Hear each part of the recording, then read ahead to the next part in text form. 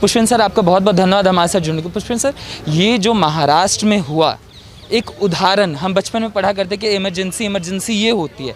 आज ऐसा दिख रहा है कि इमरजेंसी जो उस समय थी, जो महाराष्ट्र में तस्वीरें दिखी, आज लगता है कि इमरजेंसी कुछ ऐसी ही थी। ये तो 75 की इमरजेंसी में तो फिर भी मतलब कुछ हालात इतने ख़राब नहीं थे जितने आज दिख रहे हैं। इमरजेंसी में किसी पत्रकार को इस तरीके से नहीं किया गया कि आप सुबह सुबह उसके घर में घुसें, गुंडे बदमाशों की तरह घुसें और आप उस पत्रकार के परिवार को पीटें, बच्चे को पीटें, बीवी के साथ नाजायज़ कागज़ों पे साइन कराएं और आप उठा के ले जाएं। और आपके पास कोई कारण नहीं है, सिर्फ इसलिए कि एक शख्स ने मुहिम चलाई। और इस देश के अंदर जो अंडरवर्ल्ड से संबंध है उस सरकार के, इस देश में इस्लामिक आतंकवाद का मज़हब उसने बताया। फ्रांस में क्या हुआ उसके साथ खड़ा हुआ, वियना में क्या हुआ उसके साथ खड़ा हुआ।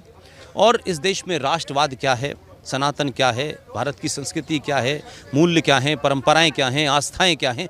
जब वो इन चीज़ों की बात करने लगा तो लोगों को लगा कि अगर हज़ारों साल पुराना ये समाज जग गया तो ये जो हमने 70 साल में जो झूठ बनाया था, सेकुलरिज्म, गंगा जमुना तहजीब, सारे धर्म बराबर हैं, मज़हब नहीं सिखाता, वो तमाम सारी ताकतें जो हैं उनके सामने एक बड़ी चुनौती है। और वो बौखलाए हुए हैं कि राष्ट्र जगे ना सोता रहे। तो अर्नब गोस्वामी क्योंकि एक टेलीविज़न को चलाते हैं, मालिक हैं उसके, अच्छा सफल चैनल चला रहे हैं, ईमानदार आदमी हैं, उनके ऊपर आज तक कोई सवाल नहीं उठा। लेकिन सरकारें जब किसी को फंसाना चाहती हैं तो ऐसे कॉन्कॉक्टेड टेस्ट बनाती हैं। लिहाजा मुझे लगता है कि अर्नब गोस्वामी उसके शिकार हुए हैं। और अर्नब गोस्वामी जैसे जितने भी लोग इस राह पर हैं, अगर उनका बस चलता, अगर उनकी ताकत महाराष्ट्र से बाहर निकलती तो वो उनके साथ भी यही करते, लेकिन वो ये कर नहीं पा रहे। और इसे मैं कहता हूँ कि ये इमरजेंसी तो इसके सामने कुछ नहीं थी जिससे से आज उन्होंने अर्नब के साथ किया है। 1000 पत्रकार आएंगे, उन सब के ऊपर FIR होगी, उनके एडिटोरियल रूम का आप घुसेंगे, ये कैसे हो सकता है? अर्नब गोस्वामी को हमारे साथी हो न हो, लेकिन हमारे दौर के पत्रकार हैं, तो हमारी उनसे कोई प्रोफेशनल राइवलरी नहीं है। हमें उनकी हो सकता है बहुत सारे लोगों को शक्ल पसंद ना हो, लेकिन end of the day he is a brilliant journalist. तो पत्रकारिता पे हमला करते करते आपने इस देश की उस लोगों पे हमला किया है जो इस देश की सोई हुई रूह को जगा रहे हैं। मगर सर, इस देश में जो लोग बात करते हैं फ्री स्पीच, फ्री प्रेस, ये बातें करी जाती हैं। हमारे देश में आर्मी तक से सबूत मांग लिया जाता है कि बताओ तुमने सर्जिकल स्ट्राइक की तो नहीं। मगर आज वो लोग जो चुप्पी है वो क्यों नहीं पूछते कि महाराष्ट्र प्रशासन किस तहत उन्हें उठा रही है, क्या उनके पास वारंट था, क्या संबंध था, कुछ नहीं बताया जाता। एक आते हैं सुबह सुबह उठाकर लेके चले जाते हैं। तो जनता सवाल पूछे सर, ये जो दोगलापन है कि आप फ्रांस के लिए यहाँ युद्ध करते हैं, आप कहते हैं संविधान बचाओ, और अब जब लोकतंत्र के एक पिलर को धकेल कर तोड़ने की कोशिश हो रही है, जर्नलिज्म के मुंह को दबाया जा रहा है, तो आप क्यों नहीं आवाज़ उठाती? ये चुप्पी क्या दिखाता है? क्या आपका महाराष्ट्र प्रशासन को मौन समर्थन है?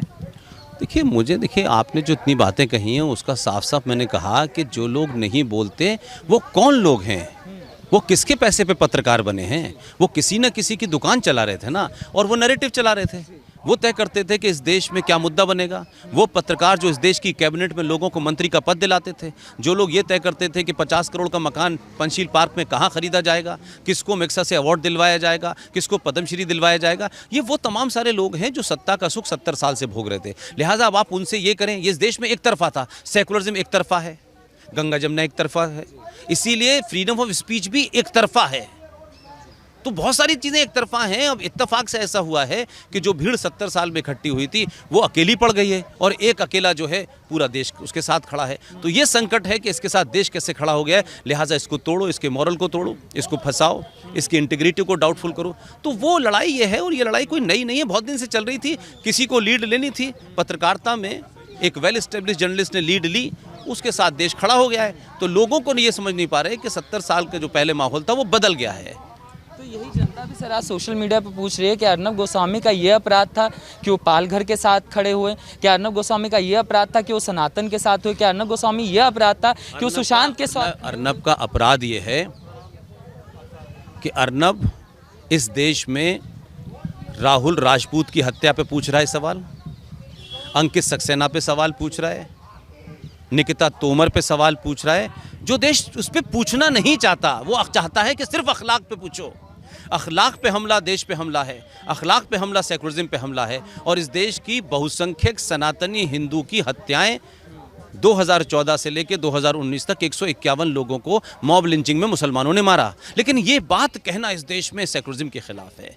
ये एक तरफा नैरेटिव है जिससे उन्हें सुख मिल रहा था, लिहाजा वो उसमें खुश रहना चाहते हैं, और अब वो नहीं बात हो रही है तो उनका बौखलाहट है। तो मैं समझता हूँ पत्रकारों की भी बौखलाहट है, उन सरकारों की भी बौखलाहट है, उन राजनीतिक दलों की भी बौखलाहट है कि हम हाथरस को खड़ा नहीं कर पाए बिहार के चुनाव से पहले, हम ट्रंप को हराने जा रहे हैं, हम उसको नहीं हरा पा रहे हैं। तो ये बहुत सारा एक फ्रस्ट्रेशन है लोगों का, और वो फ्रस्ट्रेशन किसी सरकार जहाँ जहाँ ऐसी हैं जो अंडरवर्ल्ड से चल रही हैं, जो मिडिल ईस्ट के पैसे से चल रही हैं, जो दाऊद के पैसे से चल रही हैं, जो भुज में कांग्रेस का एक मुनीम रहता है उसकी देखरेख में चल रही हैं, इसलिए वो लोग आपके खिलाफ हैं, इसलिए वो आपको मारेंगे, सब कुछ भी करेंगे।